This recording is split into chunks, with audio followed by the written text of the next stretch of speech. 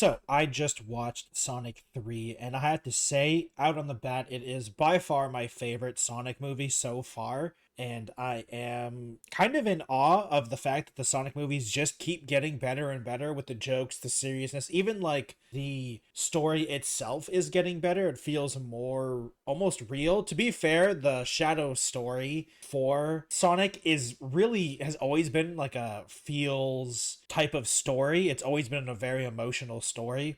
You always got to get hit with the feels when it comes to Shadow because there is a lot of angst and hardship with Shadow. But honestly, it is by far my favorite Sonic movie so far. That is going to be my non-spoiler take, I guess.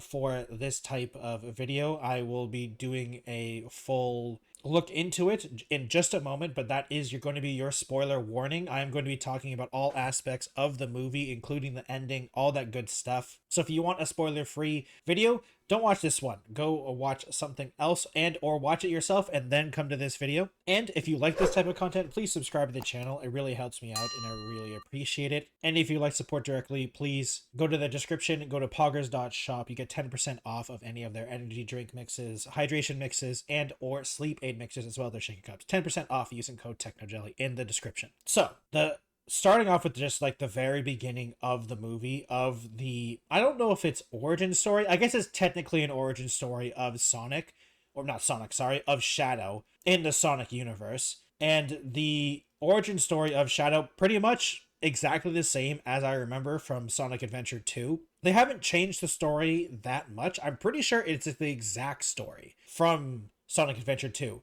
I don't remember the ending of Sonic Adventure 2 well, we'll get to that, but I think they changed it a little bit there. But it is pretty much the exact origin story of Shadow, him being an experiment as well. The meteorite thing might be a movie. I don't remember if they ever say how Shadow gets to Earth in the games, but Maria, the grandfather, all that is from the games, which is good because I think that is an essential part of Shadow the Hedgehog, and it's why he starts as evil. And okay, I don't know if you can ever really include Shadow as a good guy, but he's at least neutral sometimes. Similar to someone like Knuckles. Knuckles eventually becomes a good guy, but he starts as a villain. I don't think Shadow ever goes as far as Knuckles, really, but Shadow has always been kind of teetering on bad guy, but most of the time he's doing sometimes the right things for the wrong reasons, and he eventually becomes a good guy, kind of. It's hard to say that Shadow's a good guy, to be honest. But I think one of the things I really enjoy about Sonic 3 is the tonal shifts between Sonic and Shadow. Like when we start the movie off with the origin story of Shadow being trapped in the gun facility and then him escaping, and then it goes to Sonic having his Be Earth Day with his new family. And once again, the two human characters, the Tom and I can't remember her name now, the wife, I'm sorry, they play their roles very well. I think the similar to what I said in the Sonic 2 video, I think one of the reasons why I'm enjoying the Sonic movies more and more is because there are less human characters, there's less human scenes. I don't think there is pretty much any human characters that are doing it only by themselves, unless it's the husband and wife that are with Sonic. But then they're still talking to Sonic through the radio stuff when they're like breaking in and stuff like that. So for the most part, it is mostly the Sonic crew that is part of the show. I guess technically Eggman is a human character, but he's a Sonic character, let's be real here. And I love the aspect of the family dynamic between all five of them. Tails, Knuckles, Sonic, and the husband and wife, Tom. I hope that is actually his name. It'd be really awkward if it was not. It is Tom, sorry. It's Tom and Maddie. And honestly, I really do think that they play their roles really well, and I think they're been getting better and better. To be fair, part of the reason is because I'm seeing them less, but it's not because I think they're bad actors, but because the name of the movie is Sonic the Hedgehog. So obviously we want to see Sonic, but I think the dynamic between them is getting really good. I also like the fact that in the middle of the movie, when Sonic isn't there with them, they get incredibly bored. They're like, things are just super uninteresting and they get hobbies and they're like, man, I hope they come back soon. And then when they do and they're like, yeah, whatever your plan is, we're down, because it was getting really boring. I really like Gun, Gun. I think the people who are playing them very well. I'm pretty sure the the woman gun agent is a movie thing because I do not remember her in the games at all, but she plays her role very well. The I did laugh out loud when Sonic said no food or movies or I'm out of here of the and then jumped out of the gun helicopter because that is a nod to Sonic the Hedgehog 2, the first mission in Sonic the Hedgehog 2. Though to be fair, in that mission, he's escaping gun. He's blowing up their helicopter, or not blowing up, but like he's escaping gun, not working with gun. So it is kind of funny with how they changed it slightly, obviously, but I do love the line. And the first fight between Shadow and Sonic Team is, I think, really good because it just shows how good Shadow is of a fighter. I love all four different fighting styles of all of them, with Knuckles being like the punchy guy, Sonic being the speed and the homing attack. Tails honestly isn't really a fighter, and it definitely shows. Tails barely fights, but Tails isn't useless in a fight, but in a heads-up fight, Tails basically beats no one. And Shadow is doing the tons of blinking, and they also showed off in the very beginning scene. That is exactly how it fights in basically all the games. Instead of the homing attack, well, he does do a homing attack sometimes. He blinks to things and kicks and punches things. It's always been the way Shadow fights, basically, especially in the newer games. I guess it's technically in Sonic Adventure 2, he didn't blink all the time, but pretty much in most games nowadays, if you can play as Shadow, that's the way he is portrayed. He does the blinking all the time. Unfortunately, the one that I know mostly is Sonic Adventure from the Xbox 360 in 2006 because I'm so behind in Sonic games. I do need to catch up, but that is the way he fights, and it makes sense. I'm curious that he was so much powerful than the rest of them, because if I remember correctly, the power difference between Sonic and Shadow isn't that big of a difference. I think similar to a Sonic versus Knuckles, obviously Sonic is never stronger in terms of just pure muscle strength, because I think Shadow is technically like, if it was a bench press competition, I think Shadow would beat Sonic, but in terms of actual like strength, it's not that much different. But it is also because Sonic is generally more worried about his friends as well, and he is kind of very cocky in the beginning, so he kind of feels invincible or always tries to be invincible and just gets wrecked. And Shadow is always ready for fight, so it kind of does make sense. I do kind of wish that we saw a little bit more Tail gadgets. Tails doesn't really have that many gadgets in this movie other than the USB thing and the handcuffs, I guess. I have missed the fact that the plane didn't show up. I kind of wish that they had the plane again, but it's okay. I mean, Tails can literally fly, so it is kind of moot. But still, I missed the plane. Shadow picking up the gun and getting on the motorcycle, I must say, classic Shadow the Hedgehog. Even though the game itself is alright, the Shadow the Hedgehog game with the motorcycle and him having a gun it's iconic. It's iconic. And whether or not you can disagree or not with it, it's amazing that they put that in the scene, Shadow shooting the gun as well. I also do like that the gun agents have laser guns instead of actual guns because it's probably more kid friendly, which totally makes sense. And the chase scene with Shadow and Sonic is amazing, with Shadow being on the motorcycle. I love their dynamic. Keanu Reeves as Shadow is good. I think it's a slight similar problem of I can hear Keanu and not Shadow, but I think it gets better as the movie goes on. To be fair, Shadow has never been the talker. It's always been Sonic being the one talking at Shadow, really, most of the time. And while that is true, Shadow also, like, Keanu Reeves does a really good job of the pain behind the talking. I mean, John Wick has done it very well, even when Neo and stuff like that. So I think he is honestly the right choice for Shadow if you're going big name A-lister voice acting for this character. I think it works very well. In terms of the Shadow character itself, I think he plays it very well, and I don't have a big problem with it. I do love the Chow Garden as well after the chase scene, because like it's interesting that the Chow Garden is just a thing in Tokyo, because like chows technically are a thing in Sonic, but I guess in the movie they're not going to be, or maybe they will be and that's just something they're talking about, because obviously the Chow Garden it's supposed to be a nod to the games, but I'm assuming that this is just a nod and that they're not trying to be more in depth about it. I do like actually how Agent Stone in this one has a little bit more, once again, he's a little more capable. Like he does the whole thing with the motorcycle and it goes to the egg crab, basically. I do enjoy that. And the imposter, I unfortunately already knew who the imposter was going to be. If unfortunately I was spoiled on that fact, so there was no surprise about that. But I'm not bothered by it that much, honestly. I kind of couldn't remember if that was a part of the original Sonic Adventure 2 story or not.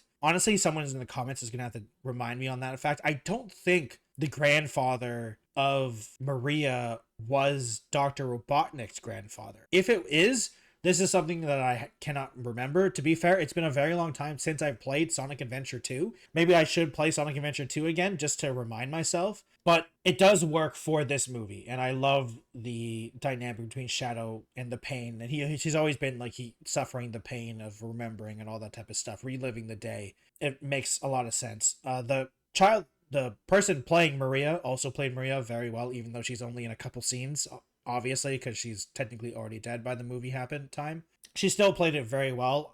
From the video games that I remember, pretty much exactly spot on. She's a child that, is doing her best with her grandfather that is a secret lab stuff, so she doesn't really have any friends, and Shadow becomes her friend. And the scenes with Maria and Shadow during the secret lab days with her on the roller blades and stuff like that. Roller blades? I think they're roller blades. Maybe they're roller skates. I think they're roller blades. No, roller skates, because roller blades, I don't know. Anyway, those scenes are really great. They're very wholesome, very fun. And it just shows why Shadow is so pent up in terms of anger and wants revenge so badly. It does make sense. I did slightly skip over the fact of the reveal of Dr. Robotnik still being alive from Sonic 2, which isn't surprising at all. I honestly think he's going to be in every single movie no matter what, in some sort of capacity. But seeing him be almost disheveled and in his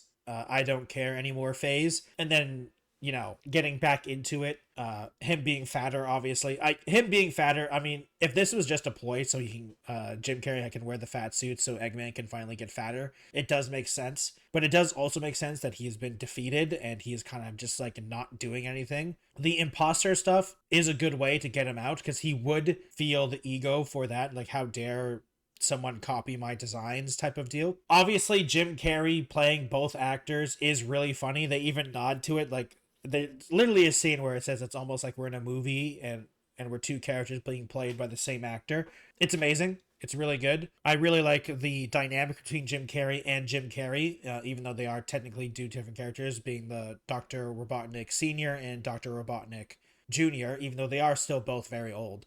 And because like Dr. Robotnik Sr.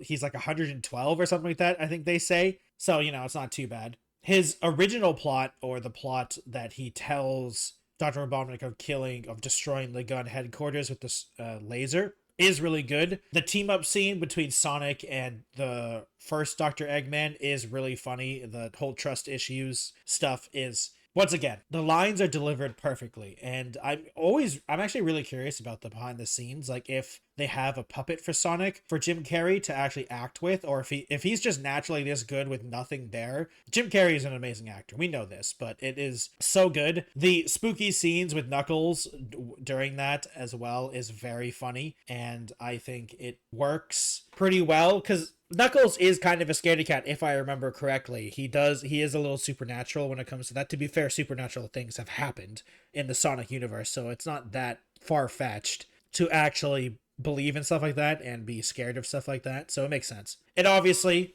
Eggman betrays them, of course. Who would have thunk it? They get captured, they get the gun key, the second gun key, because they got the first one from the Commander Walter, who dies, question mark? Pretty sure he might be alive, but I'm pretty sure he's dead. The black hole thing that Shadow does is intense, and I think I actually remember him doing that in one of the games. I can't remember which one though. And the scenes with Agent Stone him not realizing, or him, it's not that he's not realizing it, it's that he is realizing that Dr. Eggman, at least at the time, doesn't consider him a friend and or doesn't look at him as a friend at the moment. And him getting sad about that is kind of funny in a way, because he is kind of just been treated like a henchman, like all the other ones. And of course, we get to the scene of them breaking into the gun headquarters, Sonic team and the Dr. Eggman team. I actually really enjoyed the plan of the Sonic team, the two other characters, Maddie's sister and her husband, very funny, really good. And obviously, this is where Shadow starts talking to Doctor Stone or Doctor Stone, Agent Stone, and Agent Stone's like, "Oh no, is this the like bigger plans or something like that?" And of course, I'm like, look, I'll be honest. I saw this scene even before the movie. The two Dr. Eggmans dancing in the laser grid defense thing. I saw that before the movie. I already saw a clip of that. It's just as good as I remember. It's amazing. I'm so glad that they're having a lot of fun with these movies. Like there are serious moments in Sonic, but it is obviously still a family movie. It's a kids movie, and like the series itself is a kids game, even though obviously there are more adult moments in terms of seriousness and serious topics. It's still supposed to be a video game. They've always been such fun games, so it makes sense that there are a lot of serious moments in the movie, but also very fun moments like the dance scene with the two Dr. Robotniks. And I also wish I once again wish I could see the behind the scenes of Jim Carrey. I wonder if Jim Carrey had to do that twice or if they had like a body double. I'm pretty sure he had to do it twice because I remember him tweeting that the fact that even though he really enjoyed the two Dr. Robotniks, him having to do everything twice but only being paid once was like he was being tricked or something like that. I remember him talking about that. It's very funny. I also the gravity stuff was really funny. Dr. Eggman being a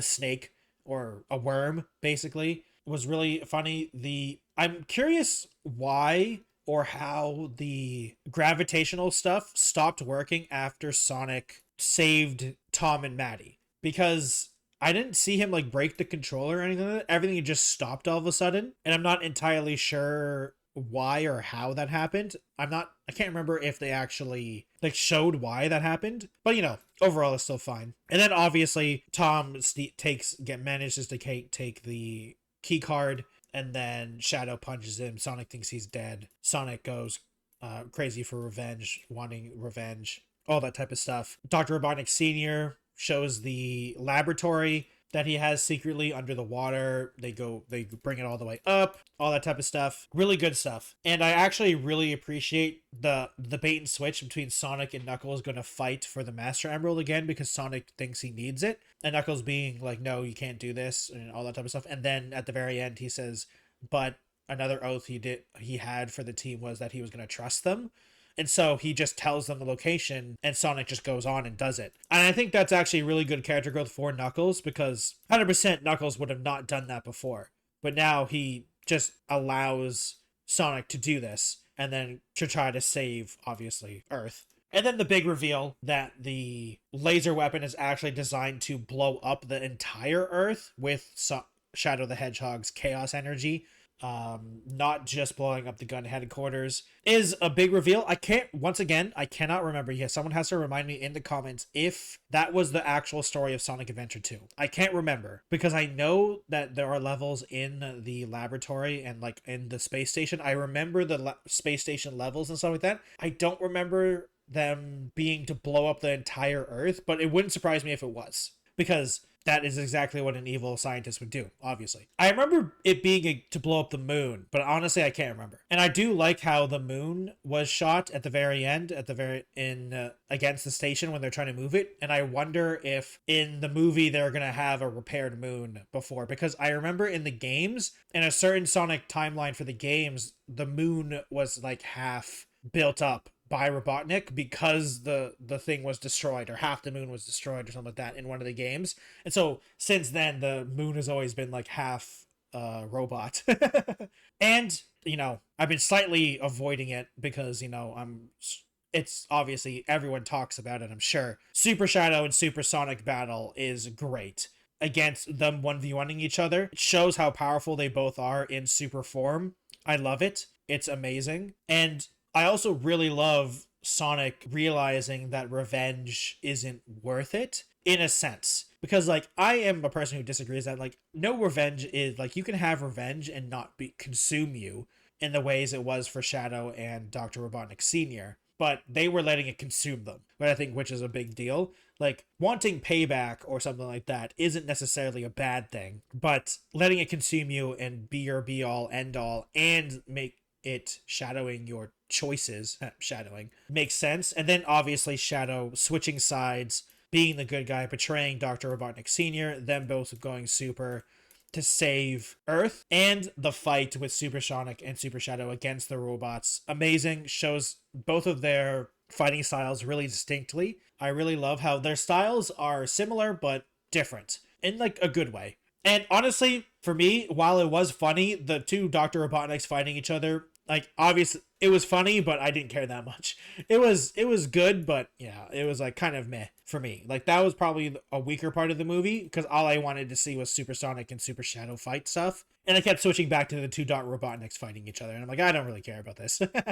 And of course, they Tails and Knuckles save Dr. Eggman because he loses against Senior. And then they kill Dr. Robotnik Sr. Like, I want to say he's dead. Like, he gets pushed into the thing. Like, he is super dead. Which, honestly, I'm surprised. I'm surprised they, like, full on killed him. I wouldn't surprise me if he somehow survives that. Because, it's chaos energy. Who knows? And then, obviously, the laser being shot, Supersonic and Super Shadow deflect the laser long enough for them to turn it around, destroy like a good chunk of the moon, and then the ending of saving Sonic, and then Dr. Robotnik and Shadow sacrificing themselves, kind of, because we all know Shadow survives. He survives from the ending credit scene. And honestly, I'd hate to say it, but there's no way they're not going to have Dr. Eggman in Sonic 4.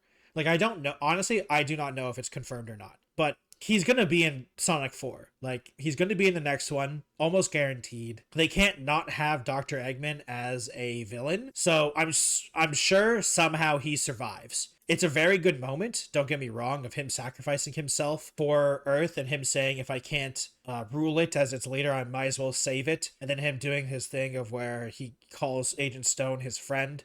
Very touching, very ear-dropping, teary. I love it, honestly. It's amazing. Shadow remembering Maria, all that type of stuff. It's honestly really good. Like, this is the serious moment, the moments where you cry, like, I shed a tear, don't get me wrong. It's such a great moment. And then obviously it blows up, killing them, which obviously they're not gonna die. Shadow, I knew 100% Shadow was going to survive because he's literally in super form. Like, in super form, Sonic and Shadow can survive many, many, many things.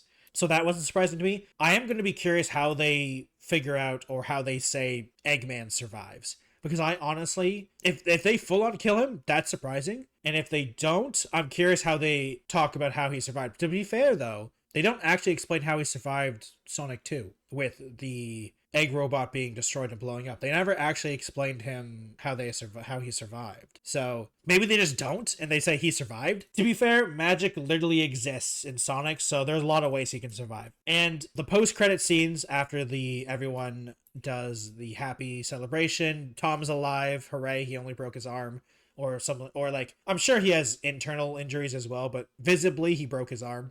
And I must say, Tom needs to get checked out because he survived a punch from Shadow, and like, that hurts. That's like getting hit by Knuckles. And the end credit scenes of them revealing Amy and Metal Sonic is great. I really hope Amy is a girl boss. She can do things. Obviously, she blows up all the Metal Sonics in that post-edit screens, so I hope that isn't the only time we see Amy be capable. Because even as a kid, I found Amy very annoying. Not because of her lovesick stuff with Sonic and constantly chasing Sonic. Honestly, that part didn't bother me. The thing that bothered me is she seemed really useless in the games. And to be fair, she was the damsel in distress sometimes for Sonic games. And I really hope in Sonic 4, she isn't. She is a capable person. Obviously, Sonic can rescue her. I'm not saying she can't be rescued, but I hope that she isn't just the damsel, which, to be fair, once again, they showed her blowing up all the Metal Sonics with her hammer, and she hasn't been the damsel in distress in a long time. Even the newer games that I don't have that much experience with. From what I can tell, Amy is much more of a capable